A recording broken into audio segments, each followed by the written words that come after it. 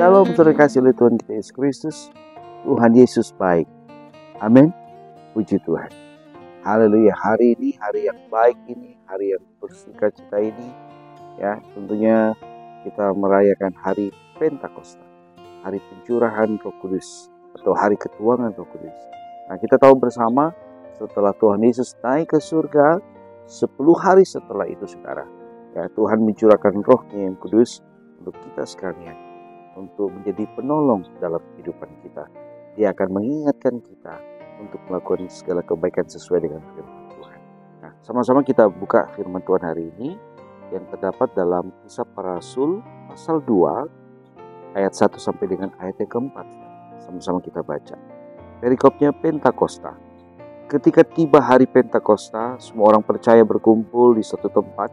Tiba-tiba turunlah dari langit suatu bunyi seperti tiupan angin keras yang memenuhi seluruh rumah di mana mereka duduk, dan tampaklah kepada mereka lidah-lidah seperti nyala api yang bertebaran dan hingga pada mereka masing-masing.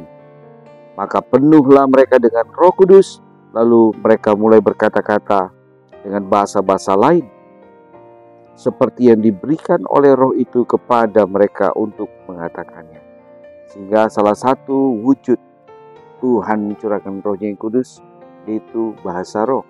Ya, ada bahasa-bahasa baru yang diucapkan oleh para rasul pada saat itu. Saudara yang dikasih oleh Tuhan Yesus Kristus. Nah, apa peran Roh Kudus di dalam kehidupan kita? Ya, apa peran Roh Kudus dalam kehidupan kita? Yuk sama-sama kita buka saat ini ya di dalam Yohanes pasalnya yang ke-14. Yohanes 14 ayatnya yang ke-26 dikatakan begini saudara. Yohanes 14 ayatnya yang ke-26. Tetapi penghibur, yaitu Roh Kudus yang akan diutus oleh Bapa dalam namaku, dialah yang akan mengajarkan segala sesuatu kepadamu dan akan mengingatkan kamu akan semua yang telah kukatakan kepadamu. Puji Tuhan. Roh Kudus itu penghibur. Ya. Roh Kudus diutus oleh Bapa ya, untuk mengingatkan kita sesuai dengan firman Tuhan. Mengingatkan kita untuk melakukan kebaikan-kebaikan. Jadi kalau kita selalu baca firman Tuhan saudara, di saat kita menjalani hidup ini, menghadapi badai, tantangan, persoalan dalam hidup kita, ya ada pribadi yang namanya Roh Kudus. Itu Yesus sendiri. Lewat Roh Kudus, Tuhan akan ingatkan kita untuk jangan lakukan kejahatan. Jangan lakukan sesuatu yang tidak baik, yang tidak berkenan di hadapan Allah. Ya. Semua dosa-dosa yang Tuhan tidak inginkan, Tuhan akan ingatkan itu lewat Roh Kudus. Terkadang di saat kita menjalani kehidupan, ya, terus kita teringat sesuatu, ya, mungkin dengan cara yang tidak baik. Terkadang kita tahu bahwa Tuhan menegur kita lewat Roh Kudus. Tuhan mengingatkan kita lewat Roh Kudus. Jangan lakukan itu. Mari, lakukanlah kebaikan. Jangan lakukan dosa. Ya. Jadi lewat Roh Kudus, Dia akan mengingatkan kita ya, untuk melakukan sesuai dengan apa yang firman Tuhan katakan.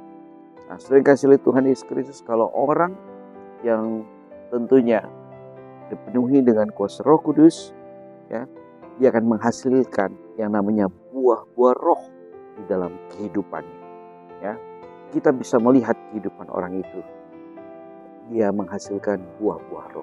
Sama kita buka firman Tuhan di dalam Galatia pasal 5 ayat 22 sampai dengan 26. Tetapi buah roh ialah kasih, sukacita, damai sejahtera, kesabaran, kemurahan, kebaikan, kesetiaan, kelemah lembutan, penguasaan diri. Tidak ada hukum yang menentang hal-hal itu. Ya, barang siapa menjadi milik Kristus Yesus, ia telah menyalibkan daging dengan segala hawa nafsu dan keinginannya. Jikalau kita hidup oleh Roh, baiklah kita hidup juga dipimpin oleh Roh. Dan janganlah kita gila hormat, janganlah kita saling menantang dan saling mendengki. Nah, jadi itulah yang harus kita perhatikan sekarang. Ya, bagaimana kita bisa menjalani semua yang menjadi buah-buah roh ini? Tentunya kalau kita pakai kekuatan kita sendiri tidak akan mampu, saudara. Tapi lewat kuasa rohnya yang kudus, ya, Tuhan Yesus yang akan mampukan kita untuk melakukan segala apa yang Tuhan kehendaki dalam hidup kita. Dan menghasilkan buah-buah roh hidup kita jadi berkat bagi banyak orang. Terpujilah nama Tuhan Yesus Kristus. Haleluya. Sampai jumpa saudara di episode selanjutnya. Tuhan Yesus memberkati kita sekalian. Shalom.